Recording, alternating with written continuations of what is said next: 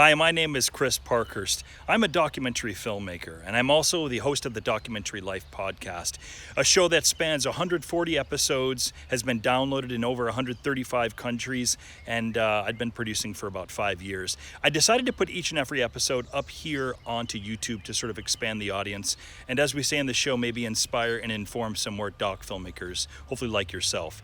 In the episodes, you may find some older, maybe outdated URLs, in particular any of the documentary filmmaking courses that we do offer online.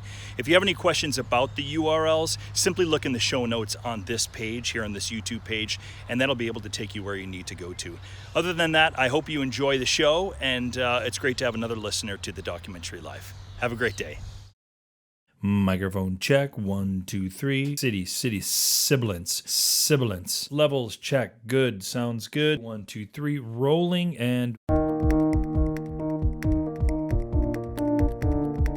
We approached the people in the film with interest and an open mind and an open heart, and wanted to be present and hear what they had to say and understand them, who they were, and just be open to that so that the film could reflect not what we think people should be or do, but who they actually are. And that's been true. There's sort of we hope, an integrity to that process that is consistent in everything that we do.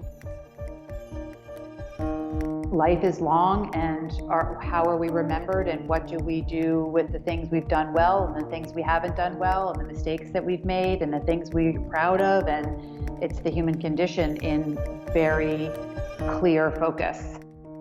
Hello and welcome to the Documentary Life, a show that sets out to inspire and inform you on how to best live and lead your own documentary life. I am your host, Chris G. Parkhurst, and this is episode number 118. And it is brought to you by Barong Films, proud creators of documentary film, the Documentary Life podcast, and the Documentary Academy, our industry-changing A to Z documentary filmmaking program that will transform you into the documentary filmmaker that you've always wanted to be. Find out more at thedocumentarylife.com/academy.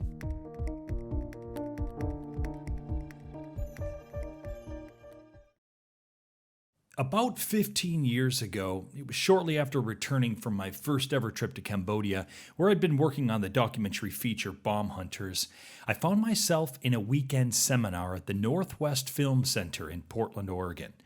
Anyone who's been a listener of the show knows that first time in Cambodia was an incredibly inspiring 6 months that would really inform the course of my life afterwards. I fell in love with that part of the world, and I fell in love with documentary as a means of storytelling. I don't remember the name of the class, but it definitely centered around funding for your documentary films. I figured if I was ever going to make a go of this documentary thing, I'd probably better learn a thing or two about funding, since at that point, I knew nothing about funding one's films, outside of maybe having attended a couple of house fundraising parties, and of course, being aware of grant writing, which at the time seemed the most daunting of any tasks associated with doc filmmaking, right? I still have a bunch of the printouts from that weekend seminar. Mitchell Block, if you're listening, I hope that you have planted at least 3 trees since that weekend. The highlight of these printouts was the actual grant proposal written by none other than documentary legend Ken Burns. It was for his film Brooklyn Bridge, a film that I'd never seen nor, truth be told, really had any genuine interest in seeing. If I'm being totally honest here, I was one of those film snobs who found the historical nature of his docs, the narrations, the constant pan and scans of stills that have long since been associated with he and his work. Well, the idea just kind of didn't excite me. Or maybe it daunted me. I always planned on watching the jazz or baseball series, because both subjects interested me, and, I figured I probably should get around to watching a Ken Burns doc series someday. But I think that deep down, I always suspected that I wouldn't have the time, stamina, or even the brain power to stay with an entire 9-part series. So over the years, I continued to keep away from Ken Burns' work. And then the Vietnam War series came along. I think the Vietnam War drove a stake right into the heart of America. And then I had no choice. This was my wheelhouse. An in-depth documentary on a subject that I'd been fascinated with, maybe even slightly obsessed with, since I was about 14 years old. And of course, in a part of the world that would later on become such an important part of my professional and personal life. Their courage under fire was just phenomenal. And so I spent a weekend holed up in my apartment, and I watched the entire series. I let go of any of my prior, maybe naive thoughts about the Ken Burns experience and ended up thoroughly enjoying the film series. I enjoyed the embracing of the Ken Burns experience.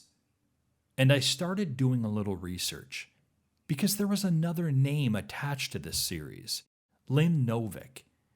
I thought Ken Burns films were only made by Ken Burns down in the basement of Ken Burns' house, somewhere in Ken Burns' America. Who was this Lynn Novick? Of course, I've since discovered that she was basically the producer behind so many of these Ken Burns epic doc series. And she'd in fact directed a number of the episodes from the Vietnam War series, Prohibition, Baseball, The War. And then I found out that, lo and behold, there were a whole team of people that had worked on Ken's films, that he wasn't simply holed away somewhere in America trying to make sense of the history of America in giant 18-hour epic films that he'd created in the basement of Ken Burns' America. Ken Burns was, in fact, a human being. And he was a doc filmmaker, not unlike you and I, whose impressive work was made not just by himself, but by so many people who all came together to create the body of work that we have long since come to have known. And today, I have the honor of speaking with two of those important people who have been a part of those incredible doc series, who have, in fact, now spent the last half-decade or so working on their own documentary project, a 4-part series called College Behind Bars. So when we come back from a quick break, I'm going to share that wonderful conversation with you. My talk with documentary filmmakers Lynn Novick and Sarah Botstein is coming up next, here on The Documentary Life.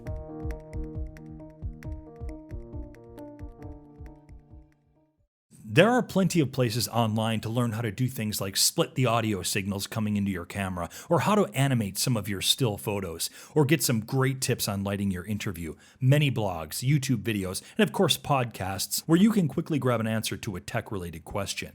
But what if there was one place where you could learn from beginning to end how to make a documentary film and how to become a doc filmmaker, how to raise money and build an audience for your doc, how to form strategic partnerships and launch your doc out into the world, and perhaps even, if you can imagine, make some money from it? Well, there is such a place, and it's called the Documentary Academy. Steph and I took 2 years to build out this comprehensive resource that takes you step by step from story creation and pre-production all the way to post-production, launch, and distribution. The Academy takes you through your doc filmmaking journey as your most confident, active, strategic, creative, focused, and articulate self. It is a step-by-step guide to empowerment in the documentary filmmaking world. We know what we have in the Documentary Academy. Now it's up to you to discover what you have as a doc filmmaker. Do that today by heading over to thedocumentarylife.com/academy.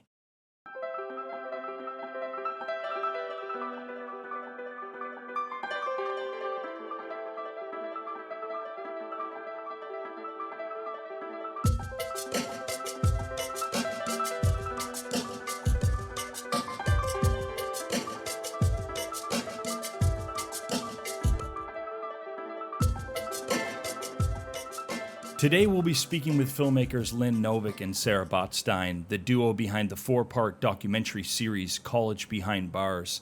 This film, premiering on PBS this month, marks Novick's solo directorial debut and is a major departure, both stylistically as well as conceptually, from the celebrated historical films she has directed and produced with Ken Burns. To name a few, the Vietnam War, Prohibition, The War, Jazz, and Frank Lloyd Wright. Ken also served as executive producer on this film.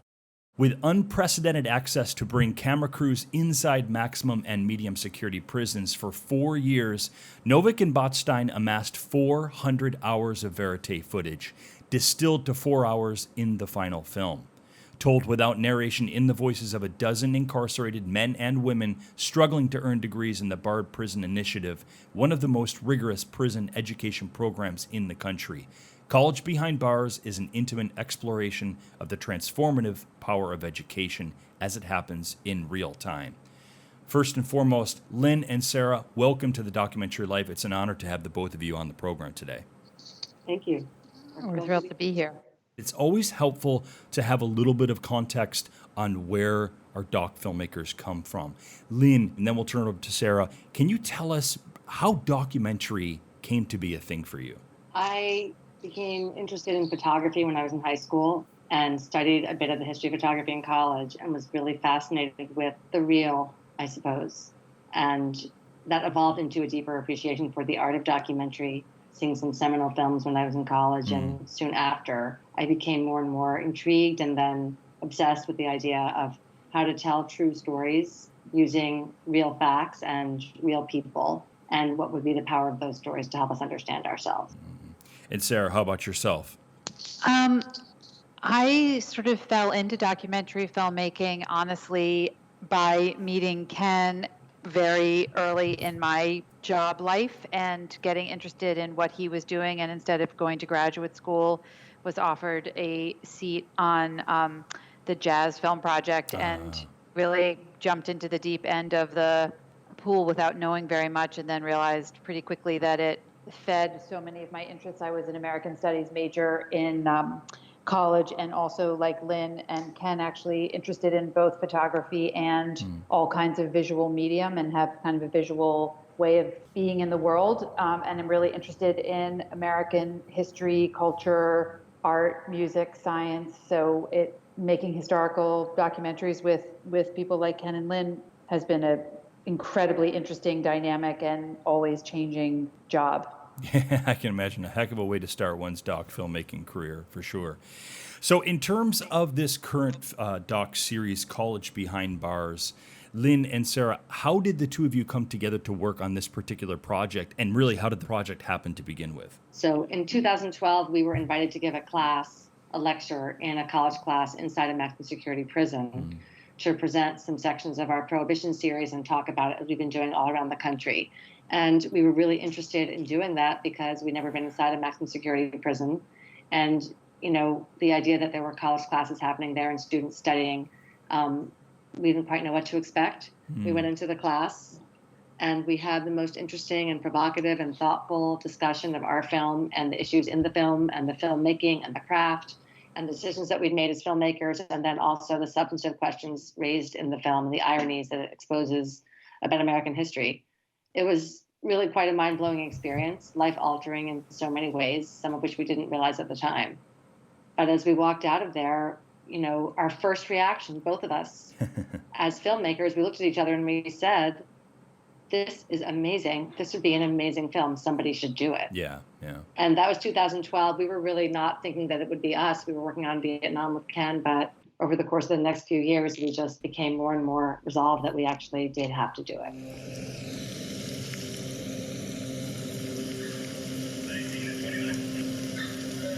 I've spent more time in prison than I did in the free world. I came to jail when I was 17 years old. So it's like freedom, it's hard to visualize for me.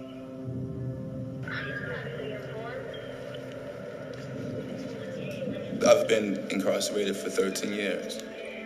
And from my experience, I can tell you, prison is here to punish us. It's here to warehouse us. But it's not about rehabilitating. It's not about creating productive beings. It just isn't. Let's talk a little bit about sort of the logistics of how one goes about even setting up a production to go into a prison. How did security access work? What was the overall process? Who were the sort of the key individuals that you had to begin contacting with in order to make this happen? It took us a while to get permission both from the state and the Department of Corrections, but once we had gotten that permission, we have an extraordinary producer, Mariah Duran, who took the lion's share of the just call sheet organization, which if you are a documentary filmmaker, this would make anybody's head spin. We became a very lean, very compact crew. We brought in as little gear as we possibly could and as small a footprint as we possibly could, both for the complexity of the space and the complexity of the security. Yeah. And we have a really talented team, and we got permission to come in and out, and we were extremely organized and tried to be very, very efficient. And we shot really, really long days. So we would make the most of our time there, because the students and incarcerated individuals' time is so carefully choreographed and managed that figuring out how we could maximize how much time we could spend with the students and also in the facility at a time that we were allowed to be there was not simple. Can you give us a snapshot of what a day looks like? So when you enter in the morning, the crew assembling outside together, and then everyone's walking in together. Do they have you sort of handlers that you're working with? Give us a snapshot of what that looks like. Going through the security and getting everybody into the building to begin the day. We could both talk about this. We usually went in very early, always as a team. We processed in together. We cleared our gear together. We went through the gates together. We got to the part of the prison we were shooting in, usually as a group. You have a number of subjects, of course, in this doc series. Talk about initially meeting people, what that process was like, and then how you decided who your subjects would be. I'll take a stab, and I'm sure Sarah will jump into this. Is really essential to the whole project, and we both really appreciate the opportunity to do the film for this very reason. We recognized, immediately that this is going to be difficult because we couldn't pick up the phone and call people or send an email or just hang out. Everything was very carefully controlled. So we started, before we even started filming or really planning our project, we met with a number of alums of the Barred Prison Initiative who had already gone through the program and been released from prison and were out in the world. And we just, for background, just wanted to ask them, what was it like for them? And what did they think a film like this should be about? And what were the pitfalls to avoid? And they were extremely generous with us to just help us get a little bit oriented before we sort of went into prisons and started talking to the students without really knowing anything about their lives or their experiences. So that was the sort of our background research homework, so to speak.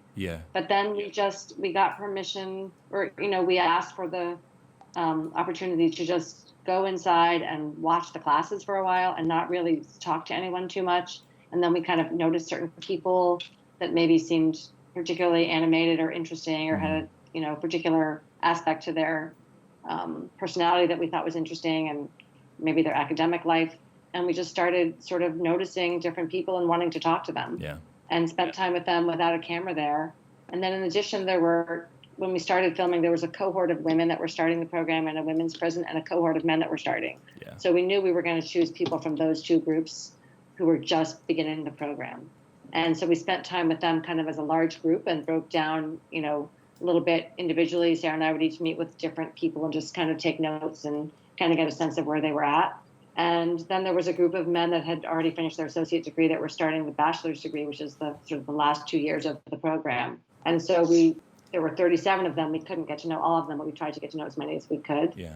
And over time, probably a few months, kind of zeroed in on a few people that we thought would be to focus on, but it evolved over time as well. Okay. And were you filming that entire time early on when you were, I know you were in and out of the prison doing the research, you were spending time with potential subjects. Did you have a camera there during that time, or was it once you had decided who your subjects would be that you actually started to roll?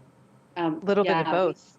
We shot early on. Lynn was just saying these two cohorts of students who were just starting the program and the students who were just starting the BA. We didn't want to lose time tracking that process. So we filmed early on before we knew some of the subjects, as well as we obviously got to know them very well over time, but it wasn't one size fits all. We spent a lot of time without the cameras, but we also did some very surgical shooting that felt like it would be the launch for the film. We started filming in the summer of 2014 and we finished in the summer of 2017. So it was 4 years. It was 4 years. Yeah. Okay. Off and on. That was kind of baked into the whole idea of the project, was that we believed that a film about this subject needed to show the transformation that happens when people have Right. access to education. Right. And Right. that happens over time. Yeah. Even if we had wanted to just stop working on Vietnam and just spend 6 months working on this, Wow. it wouldn't have worked for the concept of what the film could do. Yeah. And so, and one of my favorite documentaries of all time is 28 Up. And the magic of that, of seeing people change, is so extraordinary. It is And incredible. so I'm not going to say that we aspire to be Michael Apted, but I think that's the power of film in a way too, you know. And so we wanted that to be part of this project. Okay. And so we had to start when we started and basically had to get all the way to graduation, which was 4 years later. Yeah, that series is a huge inspirational series, the 7 Up series. In fact, as a side note, we had you may remember one of the subjects, Nick Hitchen, who has lived in the U.S. now for a long time. We actually had him on the program because we wanted to talk about what it's like for the documentary subject on the other side of the camera. Oh, wow. And if there's one thing that I have learnt to fear in this, it's Michael Michael's doing voice. voiceovers. Okay, I'm going to have to listen to that because we think about that a lot, That's really, You know what? Yeah, I will send you a link to that. It's a wonderful conversation. You will recognize the voice immediately, and your heart will open immediately. It was he was a great conversation to have, and as consumers of that film, and then as doc filmmakers yourselves, you will appreciate the conversation. 4 years, 400 hours of footage. How do you even begin, in an editorial sense, to start whittling this footage down? that was daunting. We have to give a lot of credit to our really extraordinary editor, Trisha Reedy, and her assistant, Chase Horton, Yeah. for helping us make sense of all this material. Yeah. But, in a way, we kind of approached it to some degree, at least to start, the way we work with material with the historical films. Yeah. And that we had a lot of interviews and sort of group conversations, and we just pulled selects. So we watched that with a transcript and picked out the sections that we thought were interesting. And then we kind of built what we would call an assembly of just really more the interview and the conversation and the talking, what people had to say. Yeah. Sort of what was the stories. We put all the best material together in this, I think it was, 8 hours long or something. Okay. And that didn't include any verite footage, actually. It was just the content was The just people content, talking, right, saying right. things that we thought needed to be in the film or be Yeah. considered. And then we started to break that down into episodes and, boil it down. And then we started to add the verite scenes, and that meant we could remove some of the sort of talking that was explaining things that we were actually going to show instead. Okay. So it was a very organic process, and none of us had made a film like this before, No. without narration and without a built-in structure. So Well, along those lines, what's an approach that you brought to this that you would have taken? We're gonna answer this in two ways. I'm gonna ask you, what's an approach that you brought to this that you would have taken, from all of your years doing films with Ken, and then what's something that you maybe consciously did differently in your approach from the years working with Ken? Sarah, go ahead. No, you should answer. That was a very dramatic Okay. pause. That's a hard question. Yeah, we think about that a lot. Yeah.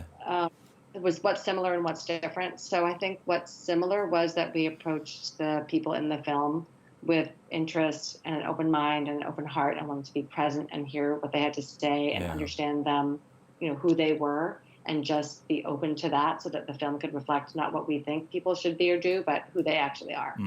And that's changing over time. And that's been true. There's sort of we hope, an integrity to that process that is consistent in everything that we do. And then there's sort of the dynamics of just pure storytelling. Yeah. I think stories, Ken always says, you have to have a beginning, middle, and end. You have to edit out the extraneous material. You have to keep the audience engaged. And how you do that, it doesn't matter whether you have a narration or not, or whether you're using old photographs or not. There's still just a pure kind of craft of storytelling. Yeah. How do you introduce your characters? How do you set up what's at stake? How do you, reveal what you're going to reveal as you're going along? Those kind of just pure narrative devices, I guess, are really more or less the same. It's just here we didn't know what they were going to be when we started. Yeah, right.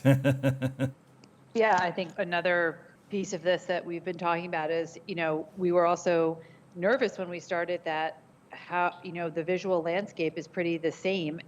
Not pretty much the same. It is the same. The school floor doesn't change much. Yeah. The clothes they wear are pretty much the same. They're in the same location, and how we were going to make that visually interesting and not feel repetitive, but end up being, both beautiful and I think ultimately a strength of the film that both our cinematographers are amazing and Trisha, as Lynn was saying, but just to sort of lean into where we were and what we were doing and follow it both visually and from a storytelling perspective in some very simple ways, and then obviously in some much more complicated ways.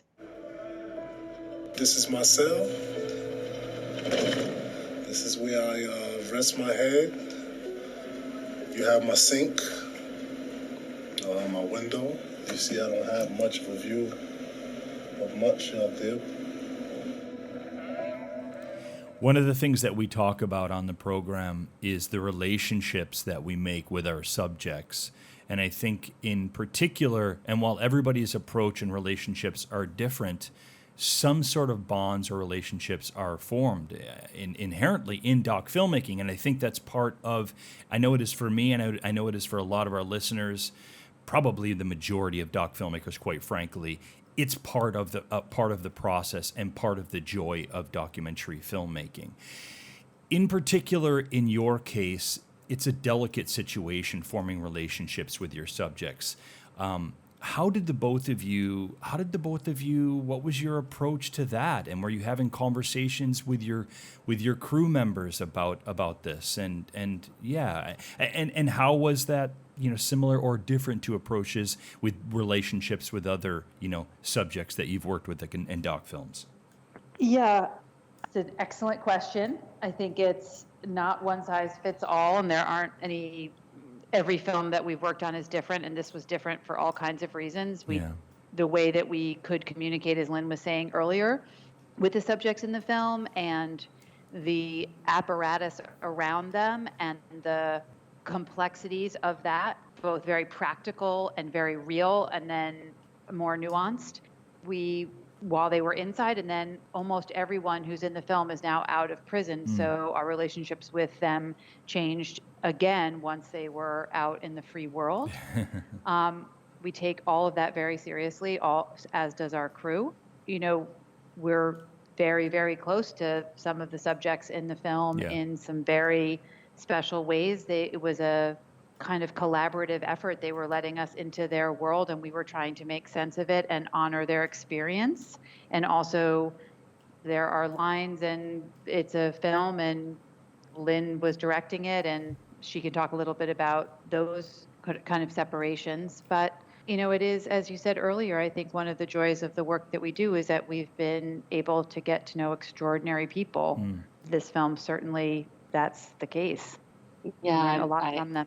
We did indeed. I mean, I don't think it was possible at the beginning of this project to imagine ourselves now and the relationships that we have developed over time with the people in the film, and how much we care about each other and respect each other and want to stay connected after the film is over. I remember when we filmed, we filmed a graduation. That's one of the culmination of the film in 2017. Yeah. And we went back into the facility maybe a few weeks later to kind of, just check in with the students that we had just filmed. They had just graduated. Some of them were being transferred to other facilities because they were now medium eligible. And this cohort wasn't really going to be together in the same way that it had been. And so we wanted to just go in and just check in with them. We didn't have a camera crew or anything. Oh, wow. We thought we were mostly done filming. We didn't really know exactly. And so we gathered the students in a room, and they said, well, thank you so much. And, it's been great knowing you, and goodbye. And we looked at them like, what are you talking about? And they said, well, we thought that, now that we had graduation, we probably won't see you anymore. Yeah. And we were just dumbfounded, really. But, we said, well, we have news for you. You will be seeing us, and we're not really done with the project, and we're going to be in touch with you, and you're going to come home, and we're going to be sharing this experience as much as we can. Yeah. And, this is not the end of something. And so one of the students then said, well, thank you for giving us a voice. And we were just sort of taken aback. And I think one of the central themes of the film, we didn't give anybody a voice. They have a voice, just their voice hasn't been heard. So I remember saying something like, we didn't give you a voice. You speak for yourself. And so we said, well, you're right. Thank you for giving us a megaphone. Wow. And I think that spoke to a little bit of what the dynamic of the relationship was at that time. They were incarcerated, we were out here, Yeah. and it felt very, imbalanced in a way. And when people are incarcerated, you come to visit them, you just have to sort of, wave at a distance practically, and it's a kind of a constrained interaction, even with the access that we had. So as we've one by one been able to get to know most of the students now as they've come out of prison, Yeah. our relationships have deepened, and as they've actually been out on the road with us and sharing the experience of speaking about the film and their experiences in the film and in the Bard Prison Initiative, we've gotten to be much closer, frankly. So I bet. One of the other things that we talk about is, process of doc filmmaking, and at coming out at the other end, perhaps changed as both doc filmmakers and changed as people. I would think that would certainly apply to the both of you in your experience with this series, College Behind Bars. What did they teach you at the end of the day? What did you learn out of this about doc filmmaking, and what did you learn about yourselves? I don't know. That's such a deep question. I'm not sure I can fully answer it, other than to say I'm definitely not the same person I was in 2012, and I owe a great deal of that to the generosity and openness and honesty of the subjects in the film, and how I walk out on the street from my apartment every morning and I'm a different person thanks to them. And I understand or think about the world. I don't understand it, but I think about the world very, very differently. Yeah. And came from a very different background from most of them. And how I think about education, race, class, politics, citizenship, your role in society, how our country is structured, all of that's different. We were at an event last night and sort of talking about precisely this with two of the subjects in the film. And, they're so interested in confronting the deep human existential questions of life in such a unique way that if you're around them over a sustained period of time, you're thinking along with them. Oh, absolutely. about all of that too. And so, not a day goes by that I'm not really grateful to them. And, life is long, and how are we remembered, and what do we do with the things we've done well and the things we haven't done well, and the mistakes that we've made and the things we're proud of. And it's the human condition in very clear focus. Yeah, that's beautifully said. I don't have too much to add to that at all. Yeah. It's something we'll be thinking about for a long, long time, I believe, because when you're in the middle of something, you can't fully understand it in a way. And, we were so immersed in making the film, and now trying to spread the word about it, and working with the alums that are home to do that. And, even thinking with them about what do we think the message of the film should be? We made the film, but now how do we explain what it is to get people to watch it and to interact with it? And one of the things that sounds obvious, but having been on this journey with them, both in the process of their education and in the process of making this film, has been given me a deep appreciation, all of us, for the joy of learning and how liberating it can be to really lose yourself in ideas and the interchange with other people about that and what that can mean to the human spirit is extraordinary. And, I, looking back, feel I more or less wasted my college time. I was sure. I don't think I really understood anything about what I was learning. It was just assignments, and I tried to do the best I could for what I thought the teacher wanted. Yeah. And I shot the shit with my friends at the library instead of doing my homework, and that was fun.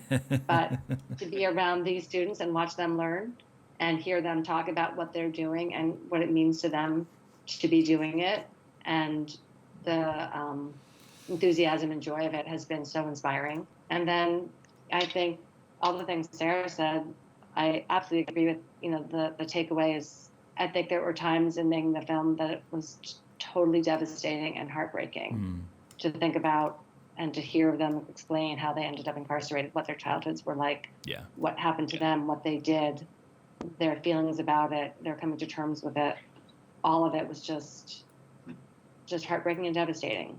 And yet at the same time, to see that they were still determined to, make their way forward and live their life in a productive way and make the most of the opportunity they had to get this incredible education and to do something productive for society, for themselves, for their families, was so inspiring.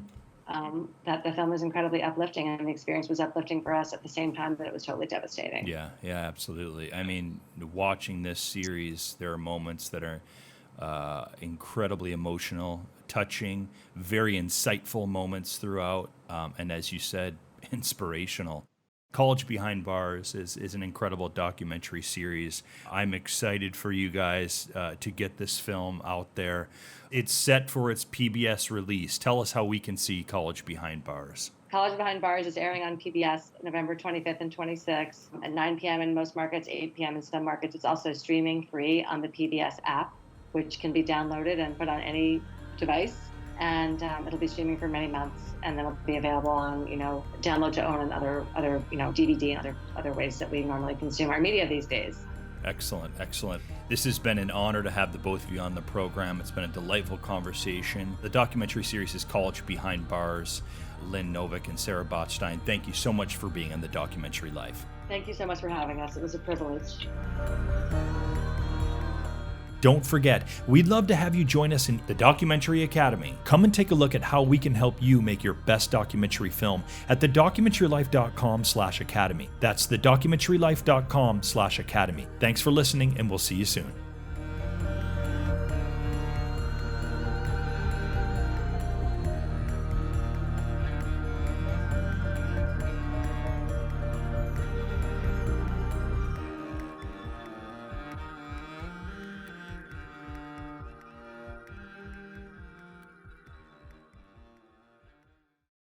Thanks again for listening to the show, and remember to like and subscribe to this channel.